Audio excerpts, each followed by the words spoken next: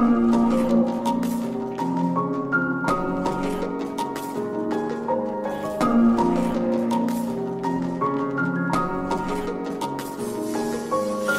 yürek yoktur, içimde soğuktur.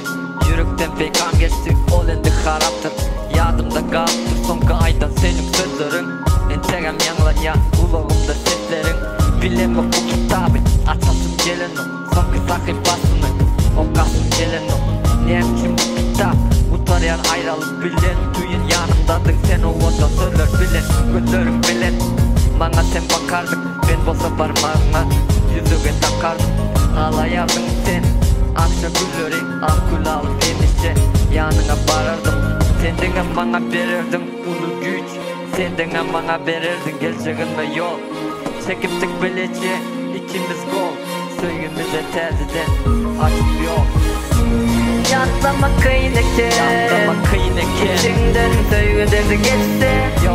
Yatlama kıyneke, İçinden söygüleri geçse. Yatlama kıyneke, İçinden söygüleri geçse. Yatlama kıyneke, İçinden söygüleri geçse. Git ol görünmesen gözümü, girme sana diyen o. Düşünme senden başka kıyısı yok mu, sorasam yürekten onu hem satın alsın. O adam nehrin bilen, kim ol yüreğime çıkar yalı. Bana buyruk verer yalı, eline aldım onu. Dıraydım, yöne vurdum oynay.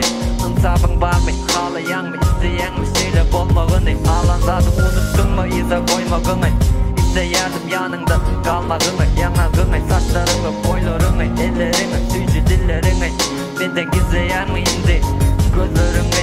Benim derdimi yazıp olmaz, münglerce tolmaz. Emma birçe bölüğünü getirecek sana. Sen yağlı unutmak isteyerim ben seni. Yöne izine getirip gitkin söygümü. Yatlama kıyneke, yatlama kıyneke, İçinden söygüleri geçse. Yatlama kıyneke, yatlama kıyneke, İçinden söygüleri geçse. Yatlama kıyneke, İçinden söygüleri geçse. Yatlama kıyneke, İçinden söygüleri geçse. Yatlama kıyneke, İçinden söygüleri geçse. Yatlama kıyneke, İçinden söygüleri geçse. Yatlama kıyneke.